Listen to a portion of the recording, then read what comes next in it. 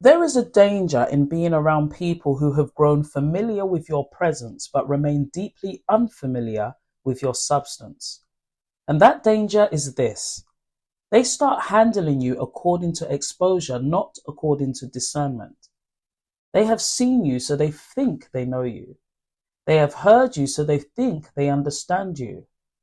They have been around your consistency, your service, your rhythm, your environment, your labor, your language, your availability. And because of that, they assume that they have correctly assessed your value. But familiarity is not always revelation. And one of the most dangerous things that can happen to a person is to be deeply observed yet poorly interpreted. Some people are familiar with your presence and still strangers to your weight. Let that sit. Because many people are carrying wounds that did not come from enemies. They came from people who were near enough to be casual, but not deep enough to be accurate. And that is what I call unfamiliar familiarity. It is when people become comfortable with your accessibility without ever becoming competent in your value. It is when they know your face, but not your formation. They know your function, but not your foundation. They know your role, but not your range. They know your output, but not your oil. They know what you do in public, but they have no real understanding of what it cost you in private. And because they do not know your cost, they mishandle your worth. That is where this conversation begins. Not with enemies, not with betrayal in the dramatic sense, but with the subtle violence of being misread by people who think proximity has made them perceptive. It has not. Access is not understanding. Visibility is not valuation. Observation is not discernment. And the church especially need to hear this, because one of the things religious culture does very badly at times is that it mistakes contact for covenant and proximity for perception. People stand next to you in service, sit next to you in meetings, pray next to you at the altar, work next to you on teams, laugh next to you at gatherings, see you repeatedly in the same rooms. And because of this repetition, a false confidence develops. People begin to think they know you because they know your environment. They do not know you. They know your setting. And there is a difference between knowing where a person functions and understanding who a person is. That difference matters, because whenever people mistake environmental familiarity for true discernment, they start to reduce what they have not taken time to interpret properly. That is how dishonour begins. Dishonour does not always begin with hatred. Sometimes it begins with shallow reading. It begins when somebody has seen you too often without upgrading their perception of you. It begins when your consistency becomes normal to them because they have never trained themselves to recognize weight. It begins when your accessibility is mistaken for commonness. It begins when your service is mistaken for smallness.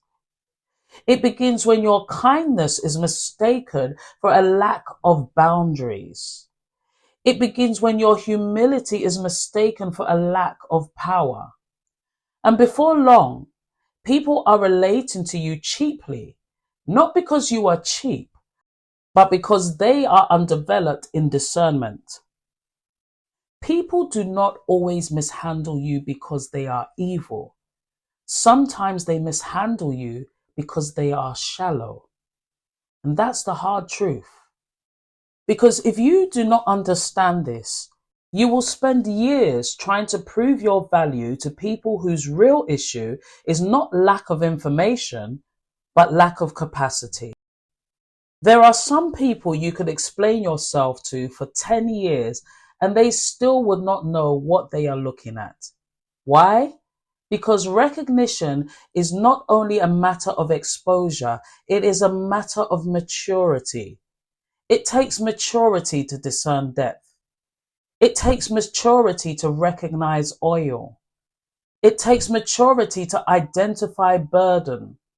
It takes maturity to perceive architecture, weight, formation, and cost. And when that maturity is absent, people reduce things they should revere. This is why you must never build your self-definition on the estimates of casual interpreters. Let me say that again. Never build your self-definition on the estimates of casual interpreters. Some people are around you socially, but not deep enough in God, not deep enough in maturity, not deep enough in thought, not deep enough in relational intelligence to assess you correctly. And yet many people internalize the low readings of people who were never qualified to evaluate them in the first place. That is one of the tragedies of unfamiliar familiarity. You start shrinking to accommodate somebody else's shallow interpretation of your life. You start over-explaining, over-giving, over-performing, over-laboring, and over-proving. Not because you are unclear about who you are, but because the repeated casualness of others begins to pressure your own sense of proportion. But listen to me. A shallow reading of your life must never become the final word on your value. Now let's go a little bit deeper. Unfamiliar familiarity is not only about being undervalued, it is also about being over-accessed. Once people feel familiar with you, they often begin to feel entitled to you, entitled to your time, entitled to your energy, entitled to your explanations, entitled to your openness, entitled to your insight, entitled to your emotional labor, entitled to your patience, entitled to your support. Why? Because familiarity often breeds presumption before it ever breeds honor. And in many church spaces, this becomes especially dangerous because spiritual language can make people feel closer faster than actual character can justify. People use familial language, warm language, kinship language, covenantal sounding language, but the language creates a feeling of closeness that the relationship itself has not earned. And that is where confusion begins. Because now people feel near enough to make demands, but not deep enough to carry responsibility. They sound close, but they are not careful. They sound warm, but they are not weighty. They sound relational, but they are not accurate. And this is why relational intelligence matters. Relational intelligence is the ability to name relationships truthfully, perceive them accurately, and move with wisdom instead of sentiment. Because many people are not broken simply by bad treatment, they are broken by bad classification. They gave a relationship a name it had not earned. They gave access where there had only been atmosphere. They gave emotional credit to a connection that had never built relational equity. And when reality exposed the truth, they called it betrayal. Sometimes it was betrayal, but sometimes it was simply misclassification. That is why this series matters. Because not everybody around you is your friend. Not everybody near you is your tribe. Not everybody kind to you is built for you. Not everybody with access to you has the maturity to hold you well. And if you do not learn the discipline of accurate naming, you will keep expecting friendship where there is only convenience, expecting honor where there is only familiarity, and expecting depth where there is only repeated contact. The wrong name creates the wrong expectation. And this line is central. The wrong name creates the wrong expectation. Now let me ask you something. Who in your life has grown familiar with your presence, but never truly honored your weight? Who has had repeated access to your service, your generosity, your consistency, your wisdom, your labor, and yet still handles you as though what you carry is ordinary? And the deeper question is this: where have you allowed somebody else's shallow reading of you to train you into underestimating yourself? Because this is not just about them. This is also about your response. Have you been shrinking to fit somebody's low assessment?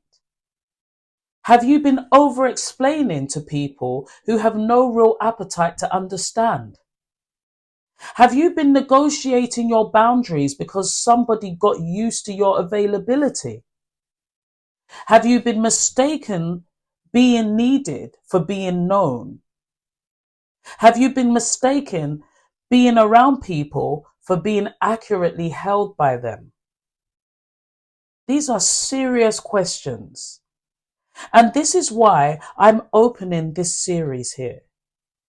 Because before we get to friendship, tribes, gossip, economies, kingship language, counterfeit trust, the politics of access, and all the rest of it, we must first confront this issue.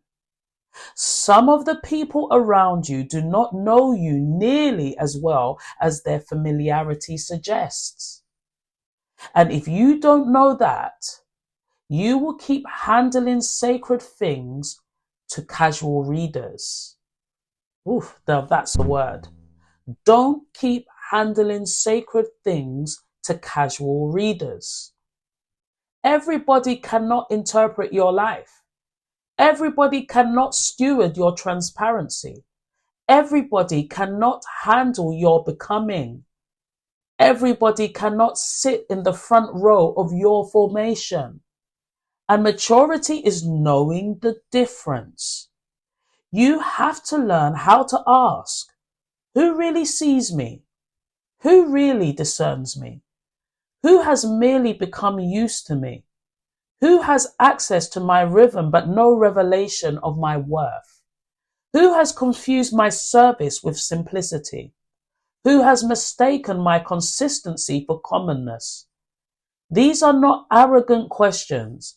These are stewarding questions. There is false humility that says you must never examine how people handle you. But that is not wisdom. That is negligence. Because how people handle you reveals how they perceive you. And how they perceive you tells you something about the level of access they can be trusted with. This is not about ego. This is about stewardship. You are not called to be available to every interpretation. You are not called to submit your worth to every shallow reading. You are not called to remain overexposed to people who keep proving their familiarity has not taught them honor. And some of you need to hear this clearly. Just because someone is regularly around you does not mean that they have earned the right to speak into you deeply. Regular contact is not the same as relational qualification. There are people who are near enough to comment, but not deep enough to counsel. Near enough to observe, but not deep enough to interpret. Near enough to consume your strength, but not deep enough to comprehend your burden. And that is why discernment must govern access. Not sentiment, not guilt, not assumption. Discernment. Discernment must govern access. Now let me sharpen this even more. One of the reasons unfamiliar familiarity hurts so much is because it often comes wrapped in the appearance of normal relationship. These are not always dramatic enemies. These are people who smile, the people who greet, the people who are around, the people who sound warm, the people who know your schedule, the people who can talk about you as though they know you. But sounding informed is not the same as being accurate. And many people have suffered because they mistook conversational familiarity for relational substance. That is why I say this. There are people who know your patterns and still do not know your person. That is powerful. They know when you arrive. They know how you speak. They know what role you play. They know what you usually do. They know how to describe your routine. But they do not know your inner architecture. They do not know your private wars. They do not know your formation. They do not know your burden. They do not know what has built you. They do not know what has broken you.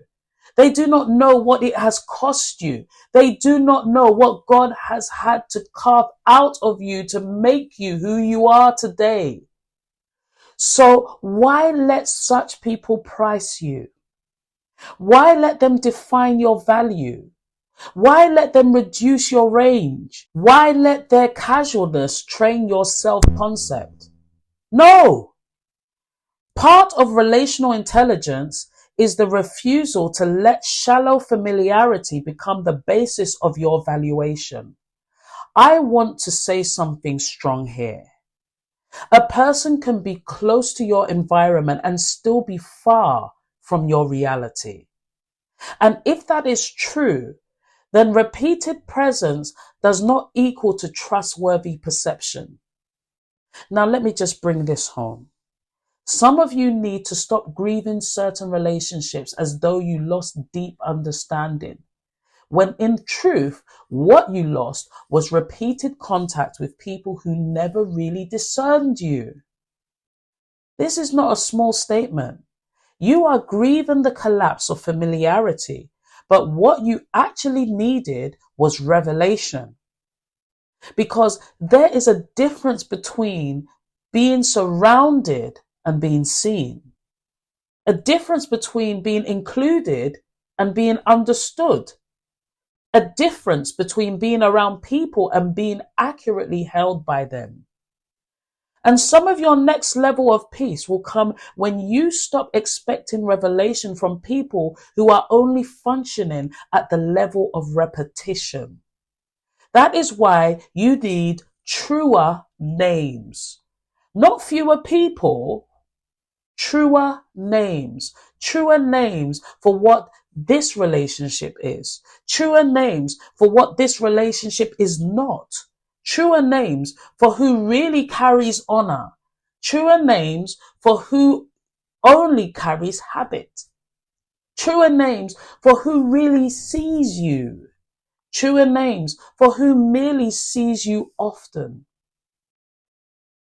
Sometimes the breakthrough is not in changing the people around you. It is in changing the accuracy with which you name them. And once your naming becomes accurate, your expectations become sane. This is freedom. Now I want to leave you with this. Unfamiliar familiarity is dangerous because it breeds the illusion of being known without the safety of actually being discerned. It creates access without understanding, comfort without competence, presence without any perception, contact without covenant, and routine without revelation. And if you are going to move in maturity, especially in this hour, especially in communities, especially in church spaces, especially in environments where language is warm and access is frequent, you must develop the discipline of recognizing this early. Who is truly for me? Who is merely around me? Who sees me? Who uses familiarity as a substitute for honor? Who has proximity but not perception? Who has access but not accuracy? Because your peace depends on this more than you think. Your boundaries depend on it. Your stewardship depends on it. Your emotional clarity depends on it. Your ability to stop overgiving depends on it. Your ability to stop over-explaining depends on it. Your ability to stop misclassifying depends on it. So this is where we begin, with the understanding that not everybody who is familiar with you is qualified to interpret you. And not everybody who has access to your presence has earned access to your depth. Some people know your presence, not your price. And from this point forward, your job is not to become paranoid. Your job is to become precise. Not suspicious, precise. Don't be bitter, be precise. Don't be closed, be precise. Because relational intelligence is not the death of love. It is the end of naivety. And that is where we start.